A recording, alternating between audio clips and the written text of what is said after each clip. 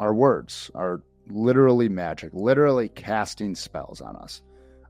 The words we use internally and externally. Say a client comes to you and you're helping them to overcome the stories, the imposter syndrome, the self-sabotage, as well as being very strategic and helping them with how to frame themselves, how to market, how to build a sales system. Is it kind of a balance of those, or is it 80-20? Would you say? If there's anything I can say to young entrepreneurs, the market determines what your business does. You might have the best idea in the world that you know is the greatest thing, and if they're not aware that it will serve them, it's going to be crickets.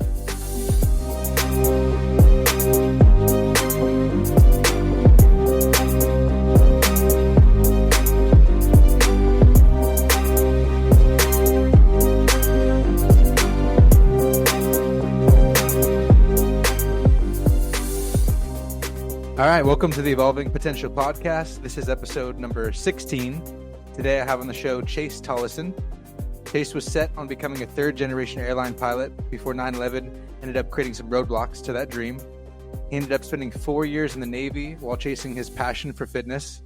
This led him to a personal trainer certification and the decision to open his own gym when he got out called Ardent Fitness, which he owned for 8 years. Chase then transitioned his business online and built a team providing fitness and mindset coaching remotely. Success led to his coaching and consulting others in business, which he actually ended up enjoying more.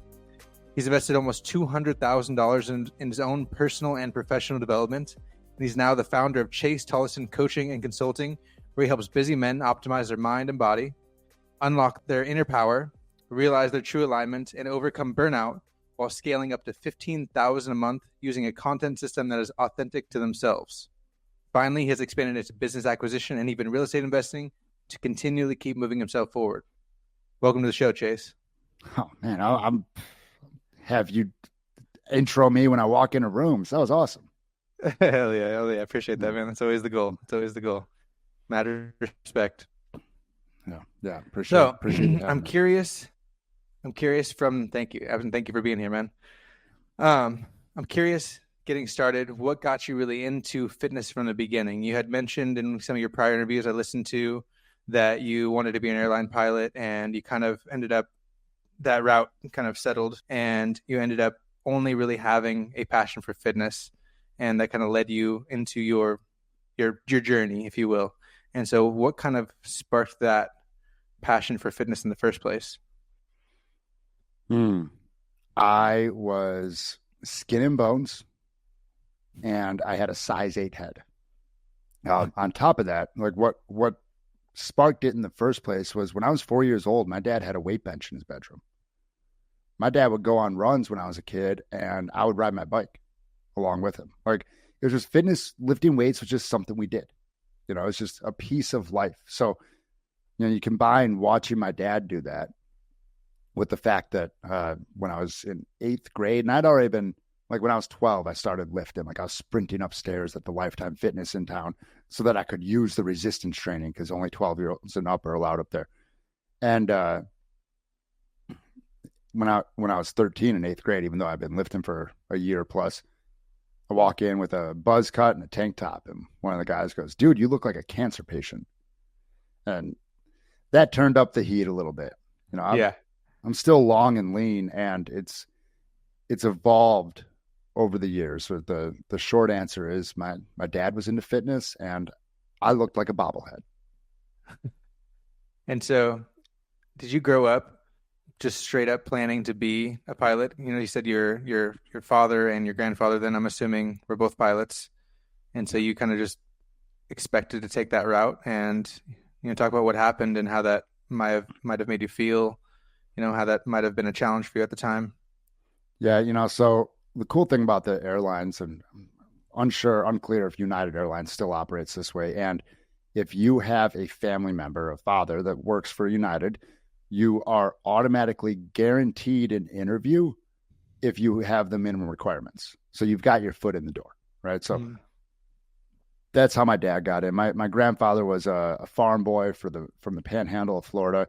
And it's I love the research you did, and we're going down this 3-generation thing. I have a quote from my grandfather I just found in some of our letters yesterday. So great timing. And my grandfather, he learned to fly. He started crop dusting. When my dad was a kid, he was a crop duster. He's flying through power lines on accident, stuff like that. Then he went on to the airlines, and he retired. He did really well for himself. And my dad followed on the unconventional track. My dad didn't go into the military. He wanted to be a fighter jet pilot. I believe it was an visual acuity thing for him. And he didn't go to college. My dad, flight instructor to flying freight, get enough hours, flew for American Eagle, and then got in at United. So unconventional paths through and through. And I was 13. Excuse me. I was 13 in September of 2011, and you can start your journey to learning how to fly when you're 14. On your 14th birthday, the plan was Chase was going to go and start glider lessons, because you can get your glider license at age 14. Well, prior to 9/11, I think in 2000, my dad had picked up captain on the 727. $200,000 a year in 2000, 2001. Like, that was a lot of money back then. It's still good money now. That was a lot of money back then. And he didn't work for 6 months after 9/11 because they had to put those new security doors on the airplanes. And United was going to be phasing the 727s out anyway. They were a relatively old platform. They were super fast. They were loud, a little archaic. They required 3 people in the cockpit as opposed to 2. So they parked him, and he didn't work for 6 months. And then United's contracts got reworked. And because the contracts got reworked, United, I believe that's when they filed for bankruptcy. Now the money wasn't there for Chase to learn to fly. My dad traded in his $40,000 BMW 3 Series for a $14,000 Chevy Tracker. And then it was like, well, Chase hasn't learned to fly. And it wasn't as much of a thought in my head like, oh, well, I'm not going to be a pilot. Like, it was momentary. It's like, well, let's just keep going. But that keep going was a relative lack of direction through high school. The constant was fitness. I had a Camaro, which I told you before we started recording that I'll be selling for the second time today. And it was fitness and a Camaro, and I got in a fight junior year that put me up on the list of tough guys in the school. They had to mop up the intersection of the hallway after I got done. And that lack of direction continued through high school. And just for the short version, until I got into the Navy, I tried community college, 0.0 something GPA. That was after 2 semesters. Yeah. Like, I'll be sitting in algebra class and people would, I'll be sitting there. I get a text, "Hey man, I got blunt rolled outside." I'm like, "All right, later." Yeah. You know, so, I did that. I went, and then I sold cars for like a semester. And then I thought I was going to go back and trying to be a pilot. So I started reading up on that. I went back to school for another semester and it just wasn't panning out. So I started talking with the Air Force. They wouldn't give me air traffic controller because of marijuana misdemeanor from when I was 18. They said, "Hey, sign this piece of paper and you'll get a job." What I didn't realize, I had signed to like leave at needs of the Air Force. Like, "By the way, you're leaving in November." I'm like, "No, I'm not." I didn't know I was agreeing to that. Backed out of it. Talked with the Army. They wouldn't give me a guarantee at Ranger School. The Navy said, "Yeah, go fix your eyes and we'll give you a waiver on your arrest." And long story is that didn't happen. Or short version is that didn't happen, and we can go into the long story in a bit. Jeez. So you ended up going to the Navy. You stayed in there for 4 years. Was it a positive experience, or was it something that you were just like, "This is not it"? So I was jaded heading into the Navy. And I was only slightly jaded because I thought I still had a chance at that SEAL contract. You see it? The Navy said, "Yeah, go get your eyes fixed and you can be a SEAL." I said, "Awesome." And I had a second cousin who was working missile defense at the Pentagon at the time. My mom's cousin, retired Air Force officer. And he heard I wanted to be a SEAL, and he goes, "Hey, Amy," it's my mom's name. It's like, "You don't want him to do that. He's basically a paid assassin for the government. Like, these guys are just methodical hitmen. You don't want your son doing that." So he sent me a book to try and dissuade me. This book was about an operation gone wrong and a single man getting out of it alive. Later got turned into a movie. Some of y'all may have heard of it. It's called Lone Survivor. Now, Kohlberg. Yep. Now, when you send the story of Marcus Luttrell to a 20-year-old testosterone-laden male, what happens is I read that book in 72 hours and put the car I said I'd never sell up for sale to pay for LASIK. Paid for LASIK. The Navy moved the requirement from 2 years down to a year. I passed the run, the swim, push-ups, pull-ups. The first time I tested, I passed the swim, passed the push-ups, pull-ups, sit-ups, and then I went white on the run because I showed up like sick as a dog to do this, and dang. Still almost did it. They kicked me out of there when they saw how sick I was. Then I passed the psych screen, and which I don't know if it's a good thing, passing psychological screening to go be a SEAL. And I went up to contract in. Yeah. I went up to contract in at MEPS, and they go, "Sorry. This is January 26, 2010. And they say, "Sorry, new instruction was sent out 5 days ago. Your misdemeanor isn't waiverable anymore." So what did I do? I went to my second cousin, and it's like, "Yeah, like, this is what you want to do. I'll help you, your family." He handed my package to the Deputy Chief of Naval Personnel, an admiral. Guy reads it, flips through it. He's like, "Sorry, don't believe his story. I can't help him." Now, funny thing about that is that story is the one the recruiters told me to write because it would get pushed through quicker because there was less detail, less of the specifics, less ownership even. So I go back up to MEPS and I say, "All right, just get me on town. I've talked with 3 branches in the last 2 years. I'm ready to go. Get me on town as fast as possible." Fast in 2010 was like 2 or 3 months at least. They go, "Okay, you're an engineman and you leave in 9 days." Oh, jeez. Cool. Yeah. So to answer your question about the Navy experience, I went in, I spent 4 years in the Navy. I did 3 deployments over to Bahrain because I was on a rotational crew for minesweepers. We would train up in San Diego on a hull, but these things were too small and too slow to navigate the Pacific all the way over to the Gulf. So then we would fly San Diego to Washington, to Kuwait, to Bahrain, and we'd spend 6 to 10 months over there on a hull there. And our underways were short. They were like 14 days at most. And I grew disenfranchised with a broken leadership and advancement structure as I saw it, and wanted to get out as quickly as possible.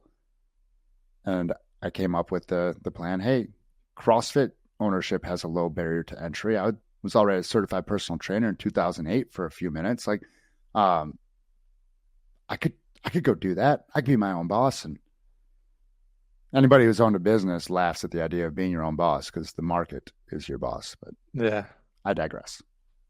Yeah, that's crazy.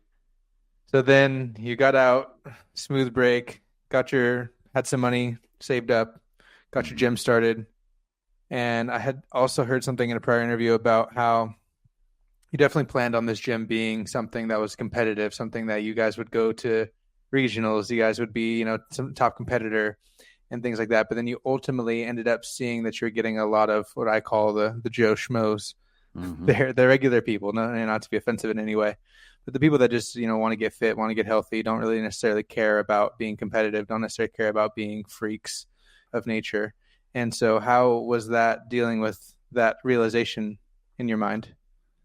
It was interesting, because I get out of a ship where, it's largely guys in their 20s and some in their 30s, like a bunch of testosterone, like even on the ship, like the community there for the most part was people who wanted to go hard. They were the guys that were working out.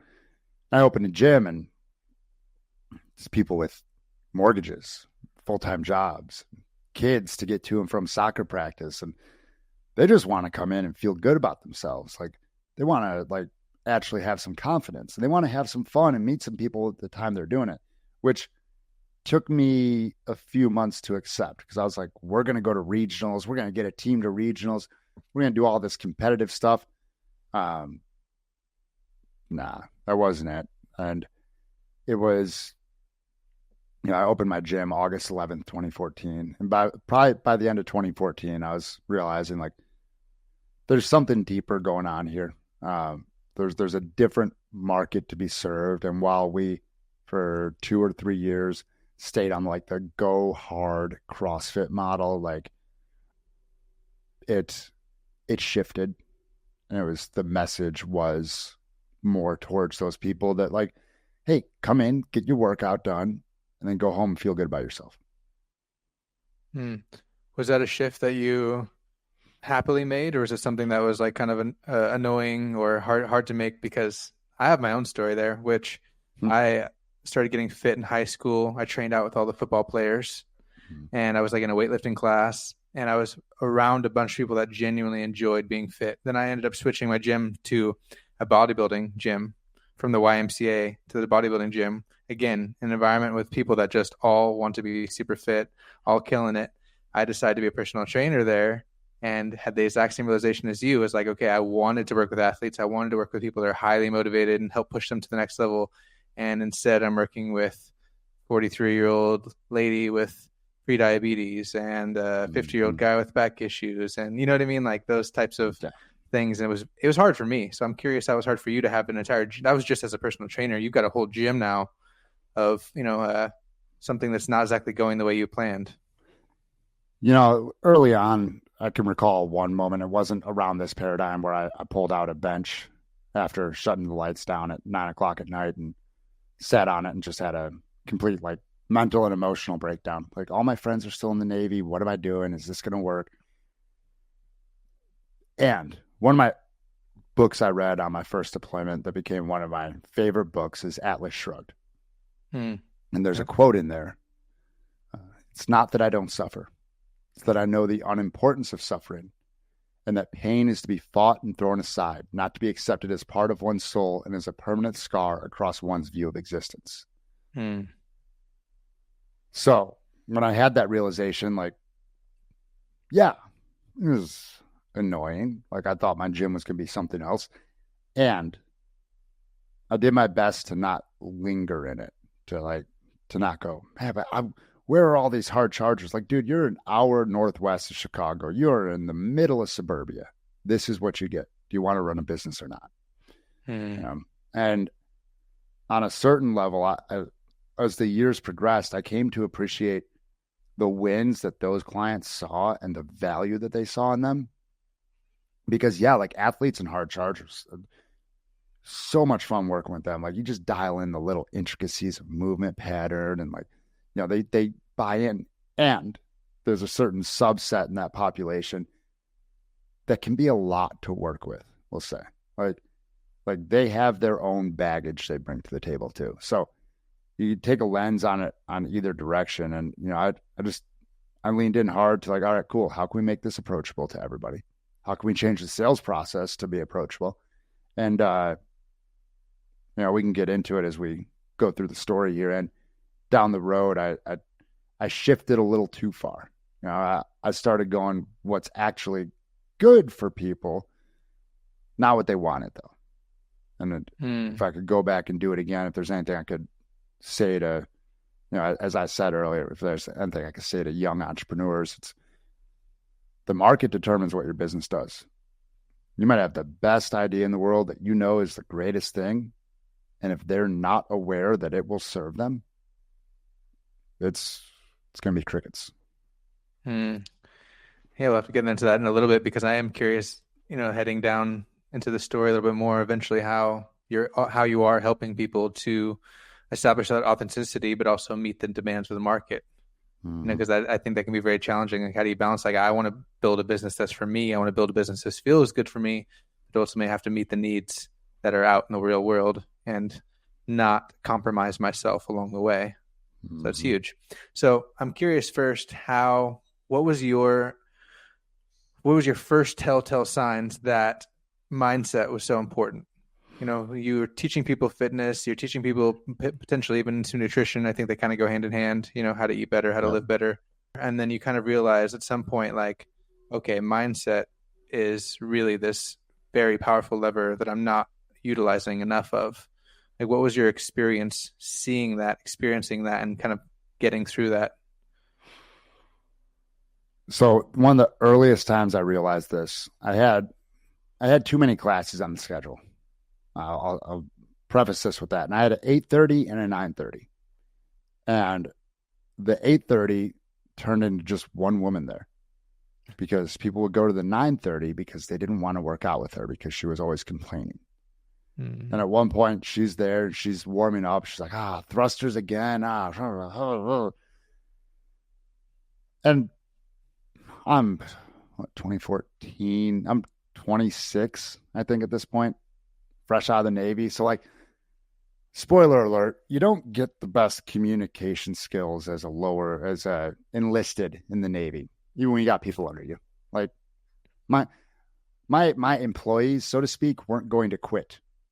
You know, so I sat down and I did my best. I sat down. I was like, hey, listen, people aren't coming to this class because of your attitude.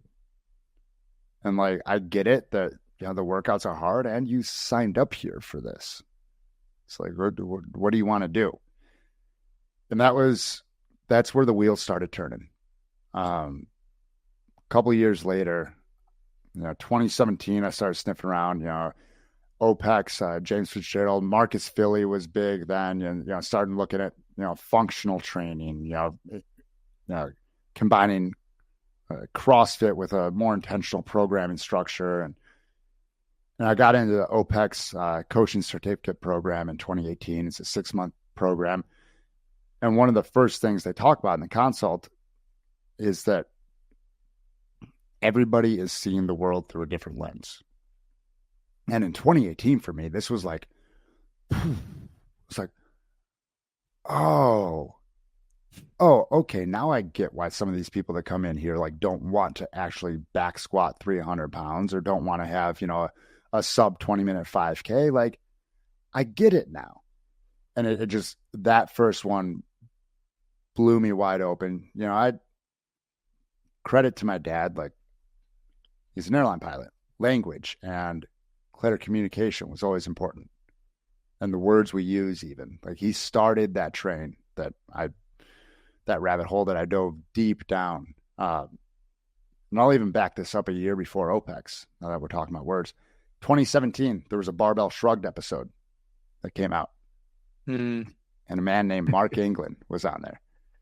Yes, sir. And he's talking about this thing, vocabulary and core language upgrade. And the guys are talking about, like, yeah, I thought, with the projections, I thought my wife didn't want me a nap, but it turns out she wants me fully rested. Like, oh, geez, I'm going to go through this. So I took the discount code that they gave and I went through back to back twice, like, just ate it up and started implementing that at the gym. And then 2018, I went through OPEX and it was a relatively slow burn. And, I started, I believe somewhere in there, I started reading Joe Dispenza, Becoming Supernatural. Yes, sir. And got really big on the what you look at is what you see. Where you place your attention is where you place your energy. And there's still like all my coaches, like, if you were going to coach with me, you were going through core language upgrade.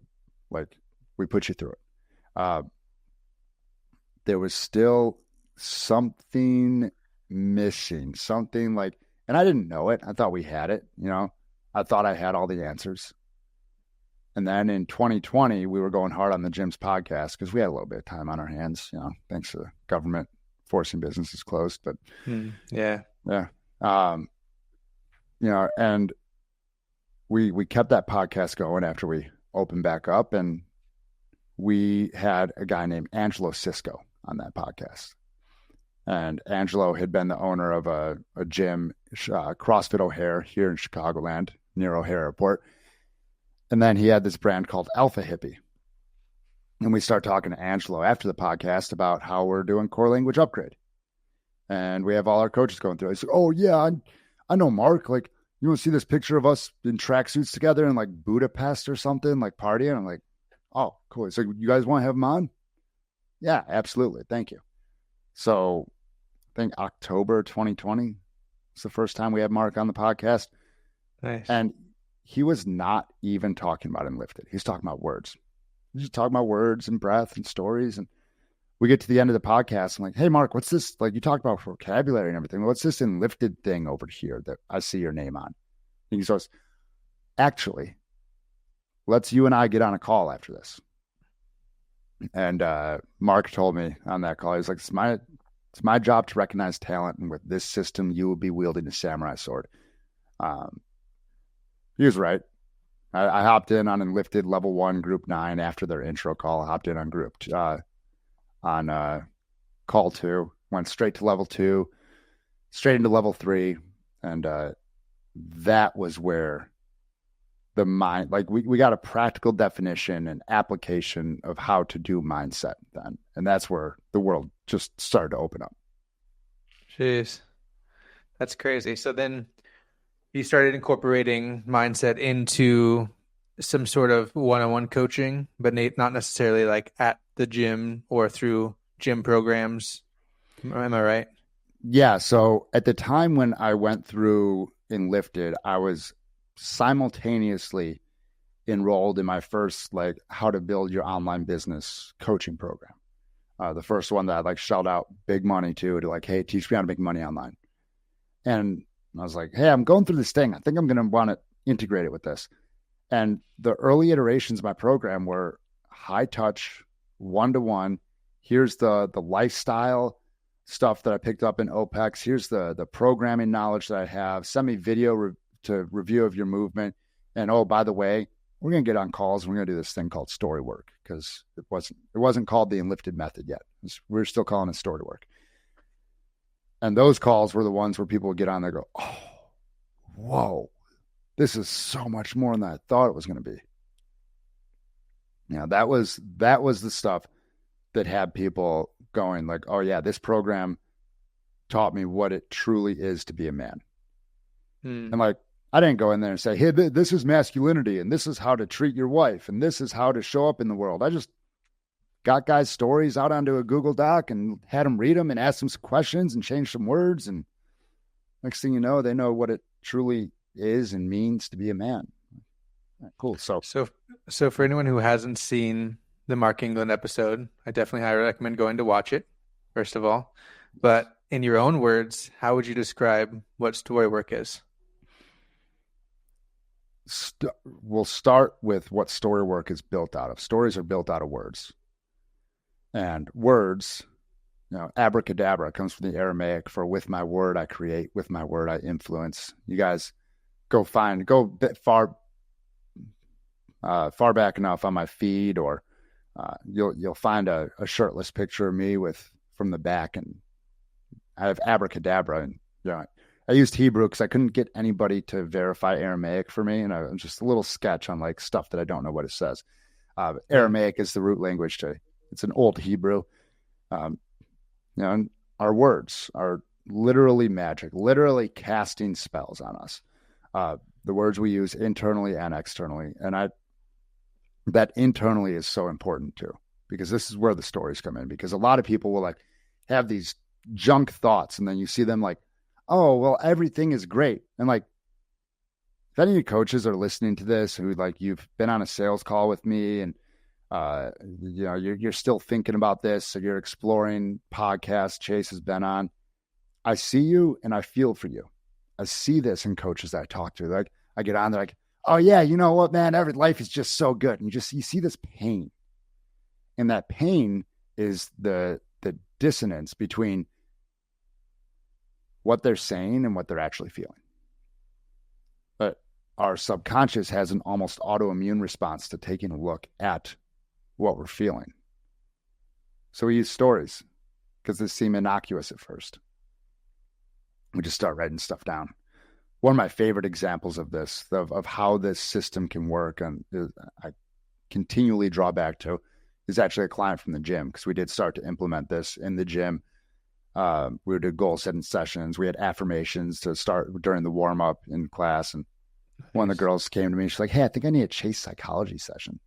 I was like, I don't think we can legally call it that. And yeah, let's sit down and do this. She's like, we sit down. She's like, yeah, I keep snacking.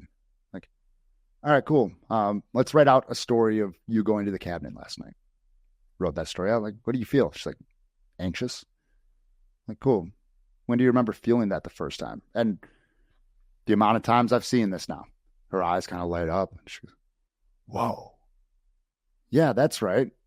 Our body and our emotions are patterned through our memories and the experience we've been in. So she goes, well, that actually feels a lot like and reminds me of when I was 12 and my mom was pressuring me to have a certain body type for cheerleading. Mm-hmm. Oh, okay. Well, how about we write that story down? And we go in and we write that story down. And we go through story work, aka the Enlifted Method, the 4-step process. So, you write the story down as it happened. You don't journal about it like my mom was so mean and made me do this. No, it's my mom told me this and said this because she wanted me to have, it's not talk therapy talking about how someone's so mean. It's the story as it happened, because the emotions will happen when we go through and read it, because that's what we do. We go through and we read it 3 different ways: conversational pace, slower, and then with breath. And before you know it, at the end of it, we're detached from the story. And then we go back to the words. We just start tinkering with a word here, a word there. And the coolest affirmations that I've seen, they don't come from Pinterest. They don't come from somebody going, well, I need to be strong, so I'm going to say I am strong. No, they come from taking a sentence in one of our stuck, nasty stories that we didn't even know was in there. Stories that we thought we'd never tell anybody. And we switch one word at a time. Then we switch one more word. And before you know it, you have a completely different sentence and you're reading it out loud, each version.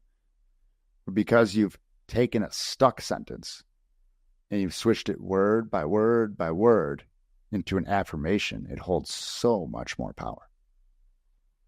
And that is the magic of story work. I love it. Yeah, and you seem like you have a great understanding of it, which is awesome. Awesome. So you started. Go ahead. I'll give myself the props that I've seen. I've seen Mark England on recorded calls tell people that I am one of the best in the world at it. So that's crazy. Yeah. That's crazy. Yeah, I could see that. So you had this now new set of tools in your toolbox. You're starting to implement it in the gym. Mm-hmm. You've now shifted your marketing more towards the everyday person, just enjoying your experience here, and kind of take us from there. How obviously the gym ended up ending at some point. Mm-hmm. So how did that all kind of transpire? Yeah, part of it is I started realizing that fitness was, a lot of people use fitness as a Band-Aid, or a lot of people use fitness as an alcoholic uses a bottle of tequila. And for a while there, I was the drunk bartender. I was serving it up. Hey, come on in here. Forget about your day. Go off. Ramp your nervous system up. Create all kinds of tension in your tissues, and then go off to your stressful life. Yep, so, like, I shifted the gym, right? I took our CrossFit classes and created them into like this semi-custom class where people had their personalized strength in the front end and then a Metcon in the back end.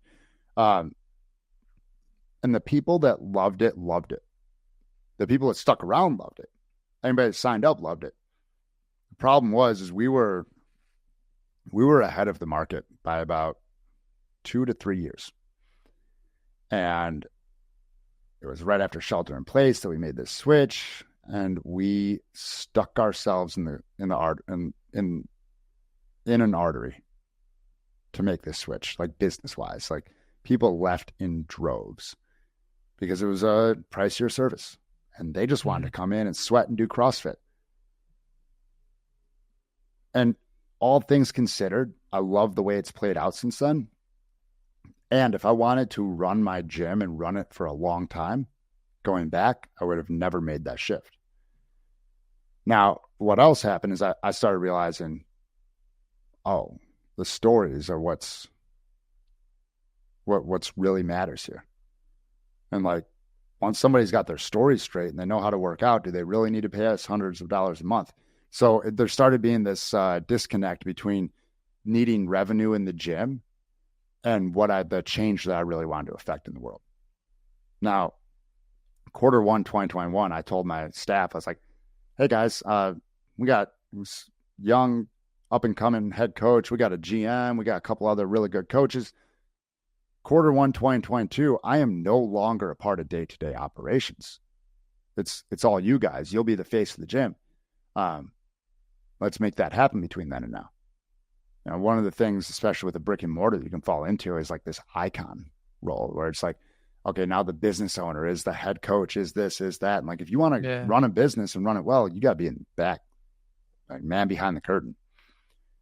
Well, 2021 went along. That young head coach, he's 21. He's still figuring life out. And he managed to get a story in his head that I was trying to sabotage his personal attempts at building an online thing. And but there was a falling out there where he thought I was against him, and he ended up we had a couple of arguments which I to this day thought were resolved. Come the week of Thanksgiving, he wanted to quit. Well, couple that with the fact that the week of Thanksgiving, I also see that my GM, who she approved time off for everybody else, I was supposed to approve her. She was going through and like her Black Friday or her New Year's Eve shift, like just like a morning class real quick. She was just giving them to other people as opposed to going through that process. And she had like 4 weekends in a row that she wanted to leave in the spring. I was realizing, okay, she's less and less bought in. And like looking back on it, I was less and less bought in because I was building this personal brand, or at least it appeared I was. Like I was still turned and burning on the gym, and appearance is appearance. So that all happened the week of Thanksgiving. And then the day after Thanksgiving, my parents had a euchre tournament, which anybody from the Midwest likely knows what euchre is. It's a card game that I think was created in Michigan and Wisconsin for long winter nights when people had nothing to do. And my mom's from Michigan. So that euchre tournament happened. My wife and I go home. We're at the gym on Saturday. I had an early personal training class. And I'm working out after all that. It's 11:48 a.m. My phone rings. It's my mom. She goes, hey, Ian hasn't been breathing for the last 10 minutes. He's unresponsive to CPR. And my words, can I cuss? Yeah, absolutely. My words, I go, what the fuck? And she goes, yeah, can you come to the house? So I go sprinting out of the gym, shirtless, jumping my 2007 4Runner. My wife comes behind me, and her being ever detail-oriented, grabbed my shirt on the way out, which was nice, being at the hospital later that day. And I drove 10 minutes up the street, turned that into like an 8-minute drive because, you know, I'm driving my 4Runner like it's a Ferrari. Yeah. Running into my parents' house. My sister-in-law and my brother had spent the night. So my sister-in-law, my mom, my dad were in my sister's old room. They're at the top of the stairs, and my wife and I walked in, and each of us hugged somebody. Paramedics came in a minute after that, and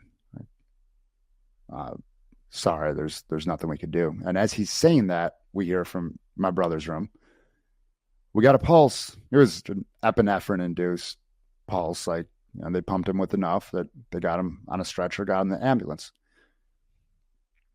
We go to the hospital, and you know, I found out later on his heart stopped like twice more in the ER.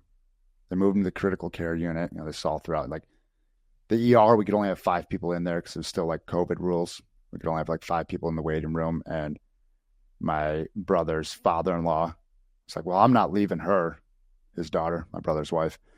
Like, all right, whatever. I don't have energy to argue with you right now. I'll go make a food run. And I went back and I cleaned up my brother's room. Picked his blood out of his floorboards with my fingernails.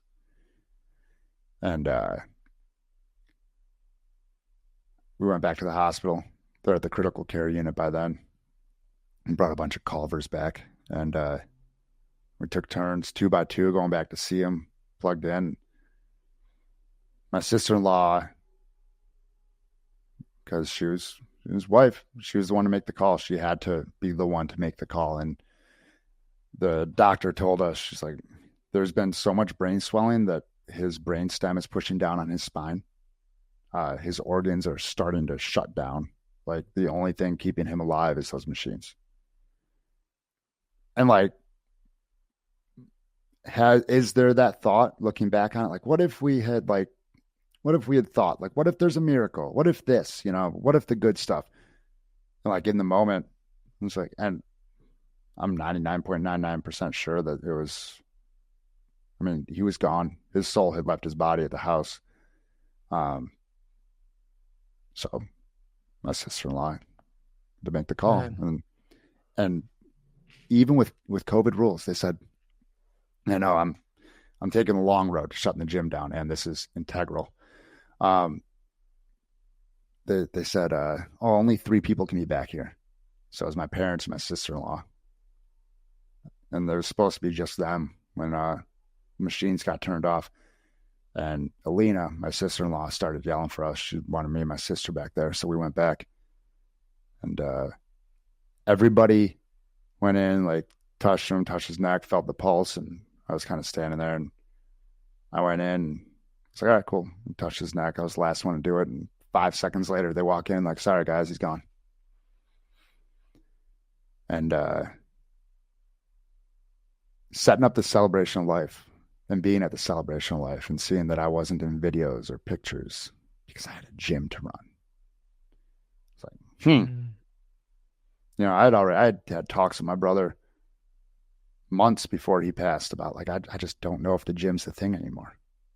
And then I went back. I went live at the gym the last week of December. Went live in our members Facebook group. It's like, hey guys, last 7+ years has been great. We're going to go for like another month fulfilling outstanding personal training. We ended up going for 2 months, just working to get out of that lease 18 months early.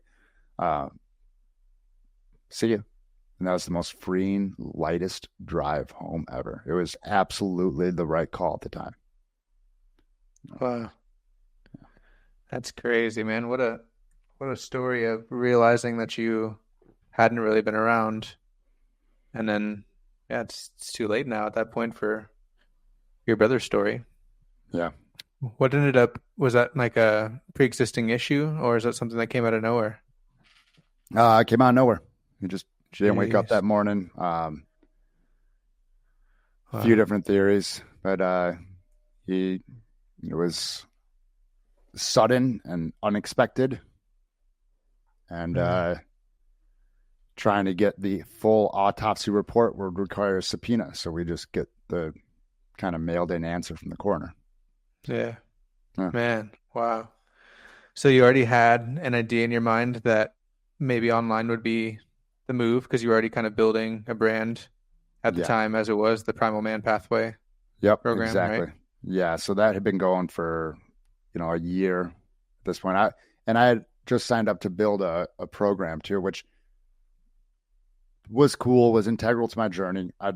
Until you're serving a full book of clients, 1-to-1, you can put off investing in like building a high touch, like a really polished deliverable. That was one thing. Like, I'm glad I did it, and I didn't need it. So I launched a Kajabi course for a couple of group cohorts. It went well. Some of those guys are still good friends, clients that they've been to retreats that I've hosted. 2022 was a big year of shifts, so stood up a mastermind with my buddy Austin Linney for like coaches and entrepreneurs, just a free call like once a month, I think. And I put one of my clients in there who was a business consultant. He pulled his equity out of a company, and he was working to go off on his own doing stuff. I knew Austin and this guy Conrad would click. And then I get a call from them a few months later, like, hey, you want to be the third to our party here? It's like, yeah, let's do it. So there was that in the works. Also, I pulled, I emptied like $112,000 out of an IRA, used 12 to prepay some taxes, and put $100,000 into an investment property. Jeez. Because there were definitely some like grief driven, even though I got in, I did story work with my buddy Dave, like within the first 2 weeks of Ian passing. I went and I had like 8 stories from that day. And there was still some like, my world just got rocked, so I want to be in control kind of rash decisions. And one of those was jumping into a real estate investment with a junk promissory note and not knowing enough about the plan for what they want to do with the property. Yeah. So that ended up going sideways, or what happened there? Yeah. Sounds like it. That $100,000 is gone. Oh, man. Yeah. Yeah. Call it tuition, call it what you will. Yeah. The contractor for that property got stage 4 cancer. The plan for that property shifted because 2 of the people in it got a divorce. And then as it progressed, one of the other people in the property got together with one of those partners that got the divorce. So like, it was just this mess, right? Yeah. Yeah, absolutely. And there was legitimately like, interest rates went up like right after this property was purchased. It went from like, hey, we're going to reno it and sell it for 1.3 to like, they barely got out of it for what they bought it for. And there were still liens outstanding on the property. And it was mismanaged. Like, yes, the contractor got stage 4 cancer. It was off in the woods. It was hard to get people there. And like, at the end of the day, it's a business operation. So like, let's get somebody there. It was, the timeline was stretched. I was overly nice about it, and then my money disappeared. So, gosh, you pay tuition sometimes. Yeah, I like that. That's a good mindset. It's tuition, just a learning experience. Yep. So you started doing some things right. Obviously, building your brand online, working online, to the point where people were coming to you about business stuff. Am I right? Yeah. So, with my 2 business partners and I, we had done consulting. We set up an Airbnb mastermind for a hot minute. And then like our private money lenders said, we want to be in something recession resistant. So we started looking at HVAC companies. So part of like Chase Knows About Business was my clients knew that I was getting into business acquisition, as well as having run a gym, as well as being online for a few years. And yeah, I had a couple of clients come back and say, hey, I really enjoyed your program. I went and got this certification and this certification. How'd you build this? It's like, I'm not a business coach. And one of them called me forward on that. He's like, well, you're one of my favorite coaches I've ever worked with, and you run a cool business, or a couple anyway. Do you think you could like get out your own way and help me? Nice. So, I still mailed it in though. Imposter syndrome still won. I was like, yeah, just a, nominal rate for like a monthly check-in mentoring call, whatever. He did well though. Like, those calls were valuable. They got him to the next step and the next step and the next step. So that was last year, 2023. And December 2023, I went in my broadcast channel on Instagram. I was like, this is curious. I wonder, because I've been back on the fitness message for a little bit. I'd taken my foot off the gas with my personal brand through like late 2022, early 23. I thought the business and the real estate thing were going to pay out, and that business deal. By the way, if you ever think about buying a business, have another means of income, because buying a business usually takes twice as long, costs twice as much, just like starting a business. And went in my broadcast channel on Instagram. I said, who's in here? And the choices were aspiring coach, working on my mindset, learn to love myself, and working on my fitness. Fitness had like 3 answers. Love myself had like 10, mindset like 12, and aspiring coach had like 25 or something like that. It's like, oh, cool. Well, I mean, I've been doing this thing for a bit. If you guys want a free coaching, how to build your online coaching business workshop, I'll run it. Got 22 people who said yes, 9 people showed up, 2 people signed up right off the backside of that. It's like, Dang. all right, cool. A phrase I learned from Mark, go where the energy is. And this is where the energy was. So what do you think that you were doing right at the beginning then that you were able to give consultation to other people and help them to achieve their next levels? What was some of that stuff? I was practicing exactly what I taught. Go ask your market what they want and then make that what your product is. There's a yes, we want to be excited about what we're doing. Yes, we want to know that we're affecting, bringing our authenticity out into the world. And as coaches, as thought leaders, we can be standing at the top of the ladder at times, and we can see like the solution, and we know. But our potential clients, they're standing at the bottom of the ladder, staring at the bottom rung, wondering how to get on. So if we speak to them about that bottom rung, well, that's when we start winning. Um, One of my clients now, she was talking to me before she became a client. We are talking about metaphysical stuff, authors, and she's like, well, maybe this is what I want to do. Maybe I want to teach stuff like metaphysical and the spiritual side. And I was like, that's going to be a much smaller audience. And most of those people are going to be aware of that stuff and not think that they necessarily need a guide in that unless you have a huge authority in it. However, if you start with nutrition and then introduce them to the metaphysical, into the spiritual, into the personal development, now you're that much more powerful of a guide. Build a Trojan horse. Yeah, that's really powerful. So bring them in for what they want, give them what they need, kind of a thing. Yeah. It's your deliverables are packaged up inside of a Trojan horse. Solve the problem they think they want solved, and then give them the thing that will actually give them what they are looking for. Makes a lot of sense. So you moved into consulting, and you're having great success doing that, building your own business still. Yes. Yep. So you take clients right now that are fitness clients, if you will. Do you also take clients that are business owners, or have you moved to just doing business owners like coaches and stuff? Yeah. So the brand has shifted to mostly business owners, mostly coaches. I'm consulting with an up and coming cold plunge company, consulting with a couple that's making candles and setting up a candle brand. And yeah, mostly online coaches. And it's, I have one personal training client that's coming back to train with me in the basement. I have one remote fitness client who I write programming for, and she was the first client to sign up in my gym. She's been a client for a decade now.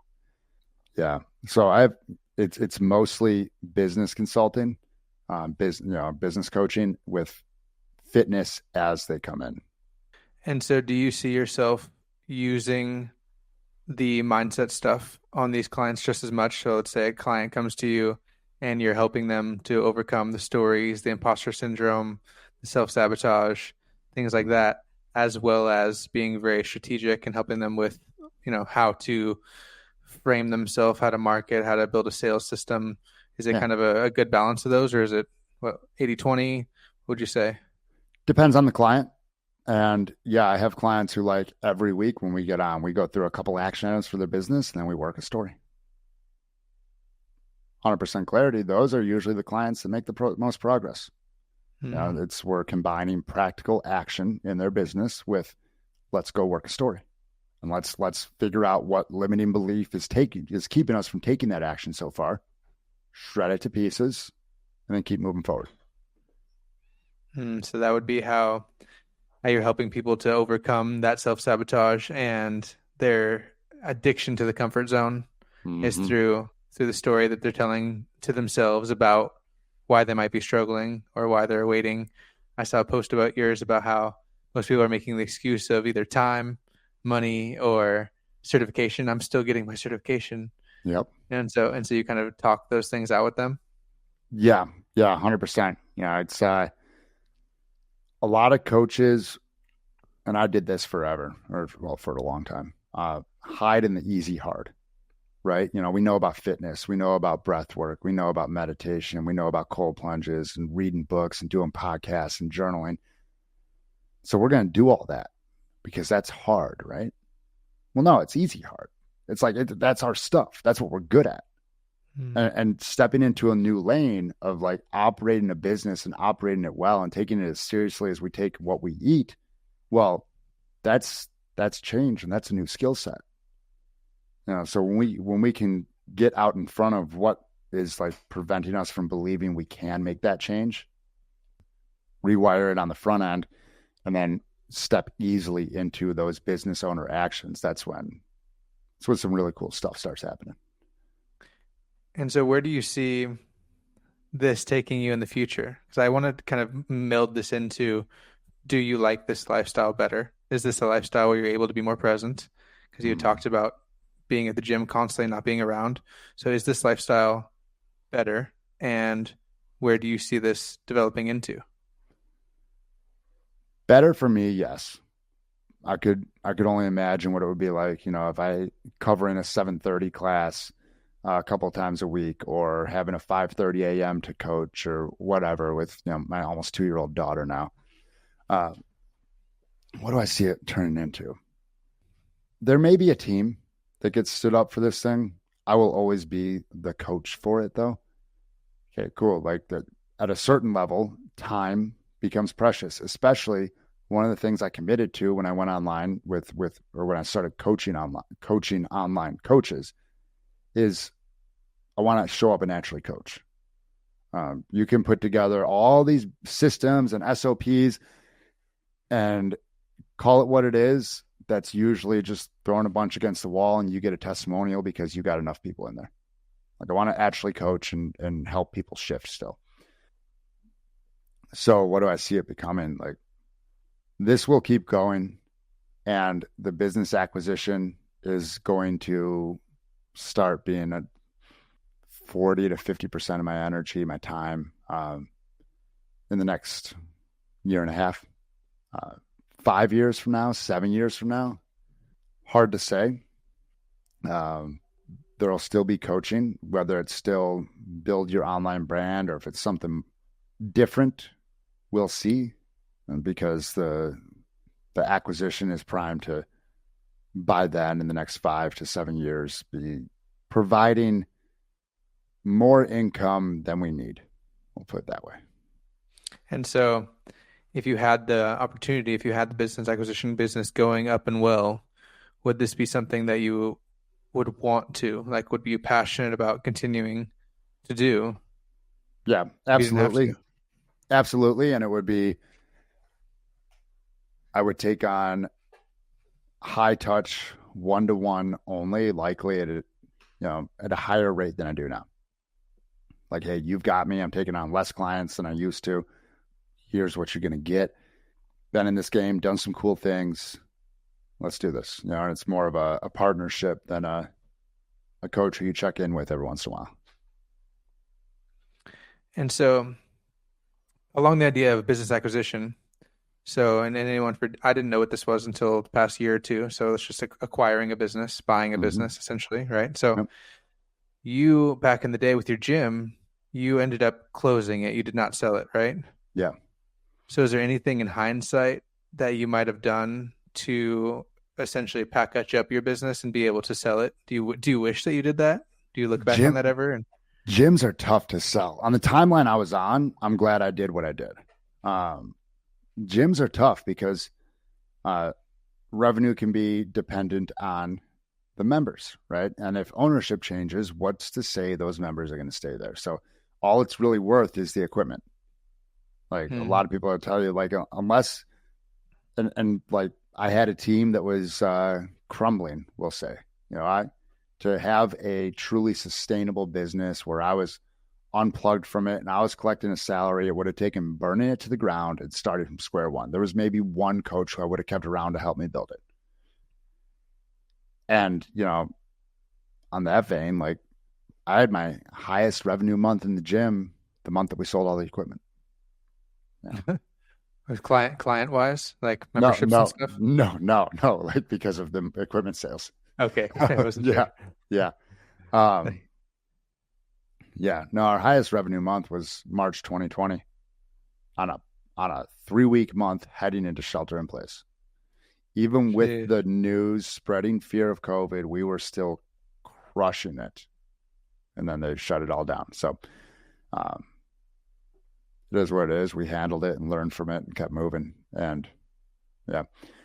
No, on the note of selling a gym, I am glad that I handled it the way I did. Gyms are tough to sell. Like it's oftentimes you're one employee away from being right back in it. It's an owner operator or very close to an owner operator model, and it can be difficult. So I made it easy, made it quick, sold the equipment, and got out.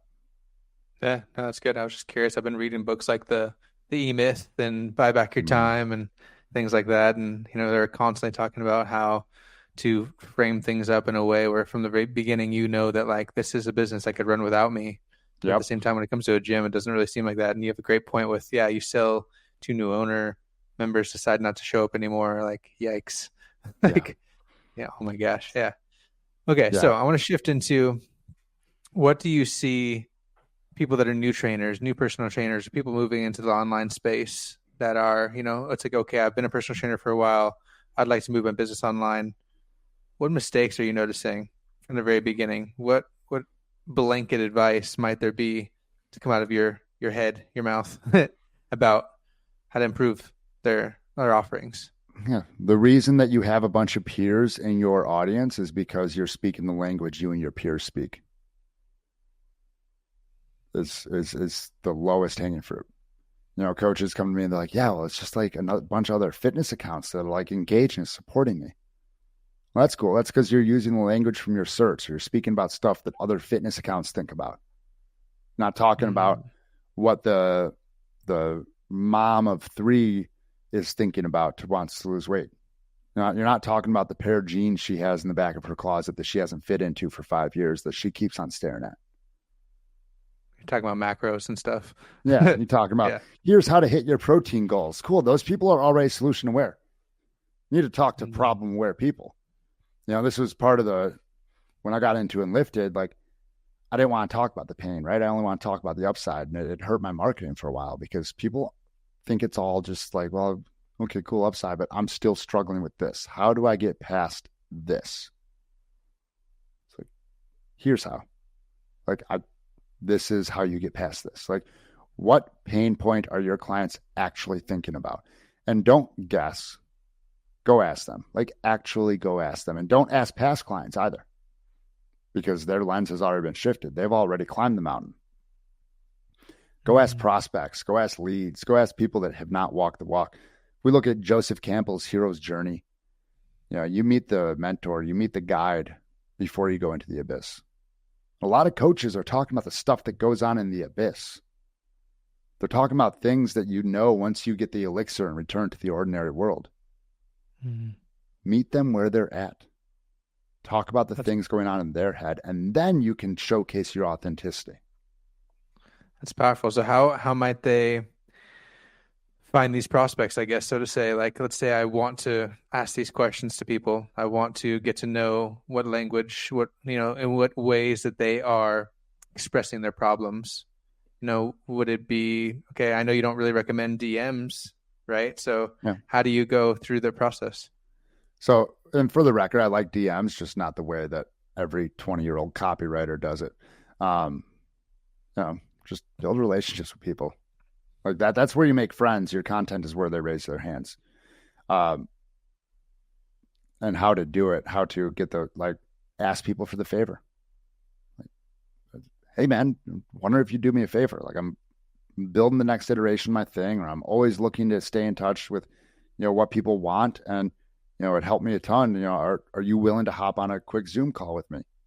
I want to make sure this is best built to serve those whom it's intended to serve.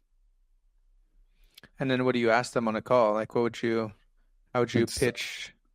it's hard to remember all of them right now. Like I have a list of market research questions, and the gist Mm, of it is, what are they struggling with? What what are their goals and why don't they think they've got there yet? Just listening to the way that they talk about it from that point. Writing it down. I see. I see. Yeah. Get That's huge. their words, what they say, not what you hear, what they say written down. That's huge. And then now you have an authentic content funnel system, if you will. Mm-hmm. Yep. So how do you now incorporate that with something that is authentic to an individual? So, you have 3 types of content: top, middle, and bottom of funnel. Top of funnel is meant to take strangers and turn them into followers.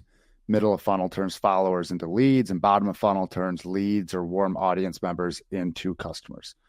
You'll get most of your clients from middle of funnel. The bottom of funnel sounds like the one where you get the clients. That's just people that just feel ready to jump that day when you post that. Most of the time, your middle of funnel, where you give them your free resource, and then you follow up with them via, you have an email sequence, or you follow up with them in the DMs. Those are the clients that you pick up. How to infuse authenticity. Write your own stuff. Use frameworks for your headlines and showcase your authenticity in the bodies of your reels. Another way that I like to do it, and then I have my clients do it, is we get our top, middle, or bottom of funnel out each day, and then also turn the camera around and just talk to your phone about the problem that you solve for people and post that. Just show them your authentic self, because that is magnetic. You know what happens if you put 2 grandfather clocks in the room with each other? They sync up? They sync up. You know what happens if you have a room full of grandfather clocks? No, Well, I would assume they'd sync, but I don't know. What do you? they sync with the largest one in the room. Yeah. The biggest pendulum. Yeah. And in my opinion, the biggest pendulum is the one who's the most operating in the most authentic spot. Now, we talk about authenticity a lot. It's in the coaching and personal development, mindset coaching space. I want to make sure we draw a clear line here. When we were learning to ride our bike as a kid, do you think it felt authentic? Not at all. Yeah. Awkward. Yeah. So I see a lot of coaches, and I've done it too, say, oh, that didn't feel authentic to me, so I'm not going to do it to grow my business. And if they inspected that, what they're actually saying is, that felt uncomfortable because it's a new skill, so I'm going to say that it's not authentic, because that lets me off the hook. So how would you, that's a tough one then. That's a very good point. That's a very good point. So then how would you know?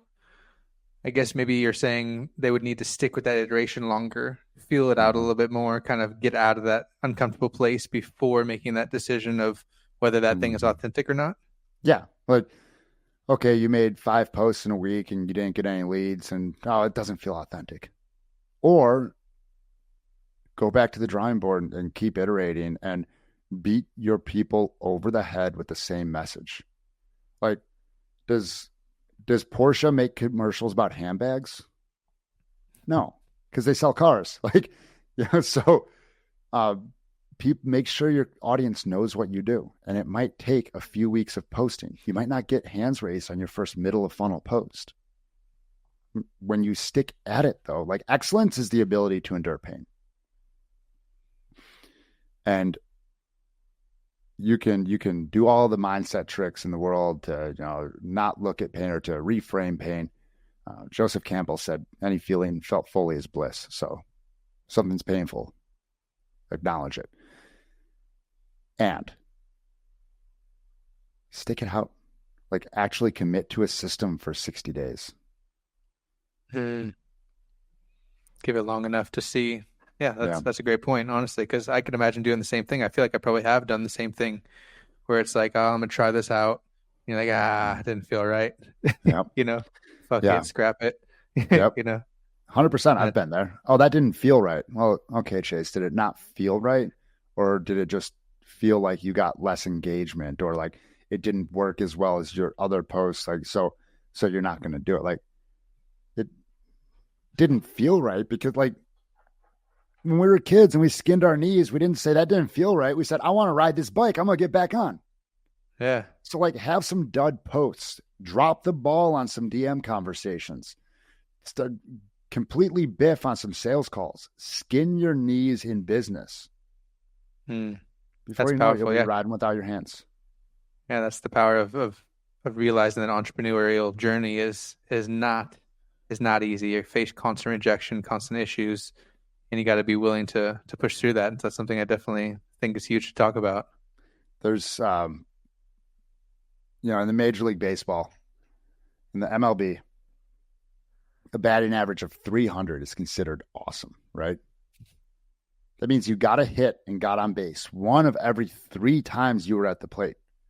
Now, I don't know the stats on this, and barely, like, how many of those guys actually come all the way back around and score, right? There might be 3 outs and the inning ends. They might get out while they're on base, right? So there's a bunch of variables here that a lot of those guys that get on base, they don't score. So they're scoring less than 1 of 3 times that they're up to the plate. For some reason, though, and especially in the online age, when the barrier to entry is so low, entrepreneurs think everything needs to be a home run. Mm-hmm. And if you are always swinging for the fences and you're disappointed when you don't get there, you will pack it up and go home a lot sooner than somebody who's just up there chopping away. Man, that's powerful too. Yeah. And that's something that I didn't fully realize. I've been doing my own entrepreneurial research and things like that, and I came across $100 million offers like Sermazi, and so that's basically what the book is about: creating a grand slam offer through this constant iteration process, putting something out there, letting someone talk shit on it, being like, oh man, if this product had this, then I might buy it. And you're like, shit, okay, cool, let me put that in there. Yep. If you would have done this, then I would have bought it. Okay, well, let me start doing that. Like, let me listen to what's being said and continue to morph it in a way that's going to meet the market's needs. 100%. And not taking that shit seriously, not taking it personally, I guess, so to say, That's one of the biggest things too. Like, just release expectations. Like, yeah, have goals you're driving towards and release expectations as much as possible. Like, okay, I'm going to put this top of funnel post out. If I get 0 followers from it, that's fine. It's still consistently taking the daily actions. So I'm curious, we're gonna wrap it up here soon, but I'm curious, what is your current funnel system? Like, what is a funnel system that you would potentially, I mean, maybe you recommend everybody having a slightly different one, personalized, but I'm kind of curious with your experience now, what you've built.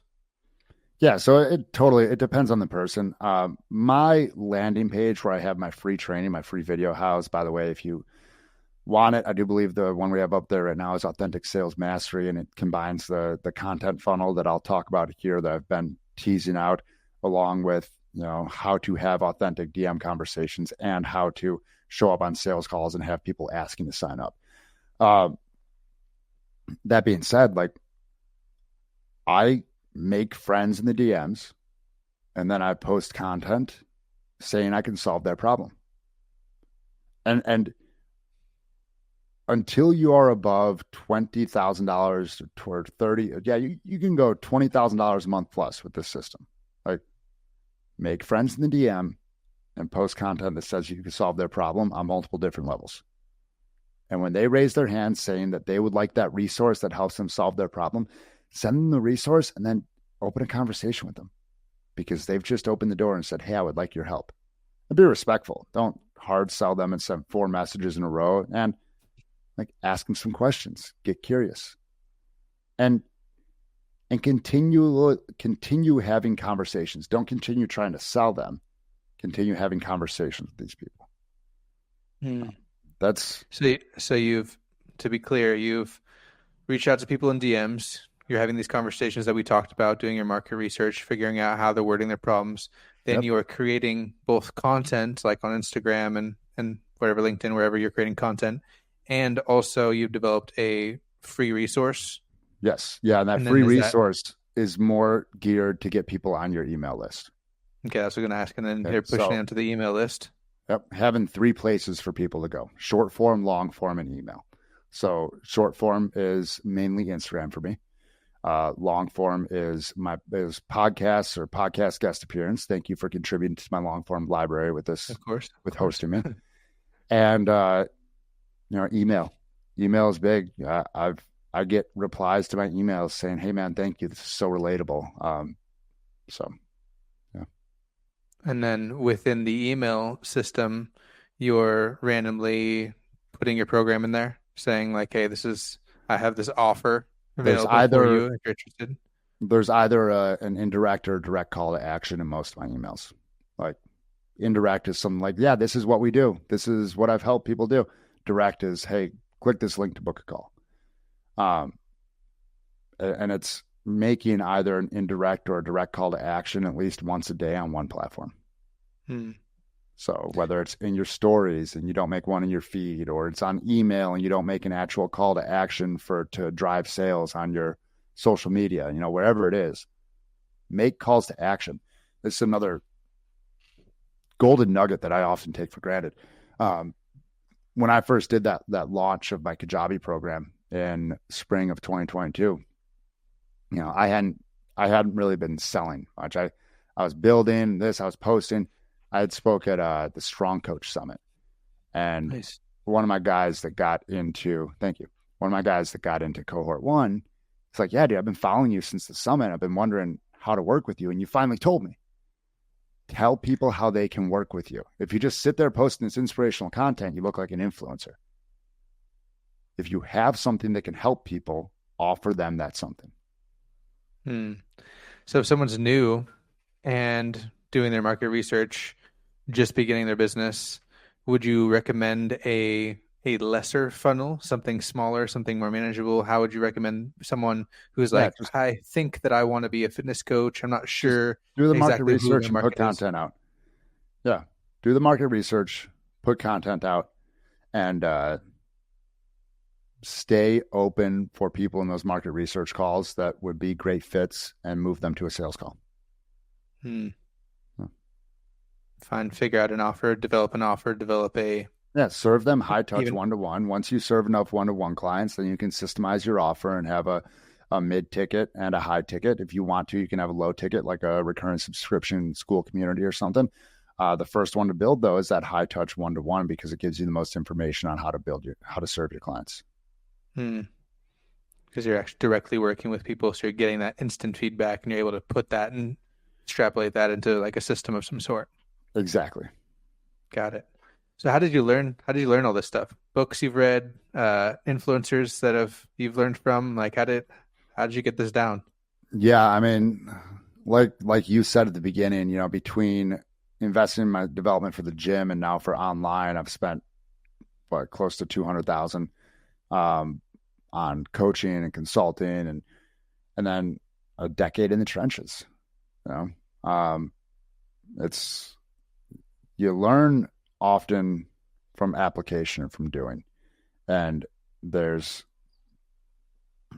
an overconsumption epidemic right now, where people will listen to podcasts and read books and do this. I was just talking about this with my my clients on our group call today. They're like, "Oh yeah, well, do you guys have any good podcasts for me to listen to, like while I'm cleaning and stuff?" People started rattling some off, and I was like, hold on. For every podcast anybody here listens to, I want you to take away one action item and one thing you're going to integrate. Because it's this mental masturbation in a world full of podcasts and books, and you're like, oh man, I know all this stuff. Cool. What have you actually built? Go out there and do something. Apply it. Like, you only, like, the point blank truth is, you only need to be a chapter ahead of the class.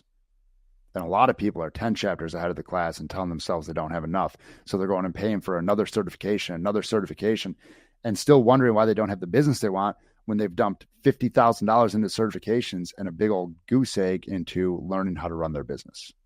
And then they'll tell themselves, oh, online business is a scam.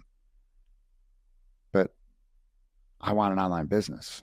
Like, oh, well, how's that really affecting you, your efforts? If you Mindset, think yeah. that, yeah, exactly. So Jeez, that's that's my crazy. that's my rant. So if someone's gonna reach out to someone in their DMs, do you have any basic advice? Just be friendly. Relationships over algorithms. Stop trying to script every conversation. 2025 is going to be the year that relationships win, that scripts go out the door. Have a framework that you can, all my people get, some proven frameworks that I give them. Like, once you see this trigger, once you see somebody open up enough to where, okay, this is a sign that says, hey, I want your help, or I could use help with this, then you could start asking these questions. If you start asking those questions out of the gate, like, online coaching has been around, people know, and you could either come across as like basically a telemarketer, or you could make friends and come from a place of service. When I have a mantra, it's when I serve, I sell. Nice. Okay, so if anybody's interested in finding you, where can they find you? Instagram at coach_Chase_Tolleson. That's where I'm the most active. If you want the free resource I talked about, go to chasetolleson.com. It's free. You'll just need to put your email in so I can follow up with you and convince you that I'm a real person and you want to sign up with me. Hell yeah. All right, and I'll put all that on the screen for you as well. And I know you're a busy guy. You got something planned right after this, so I'm going to let you jump off of here.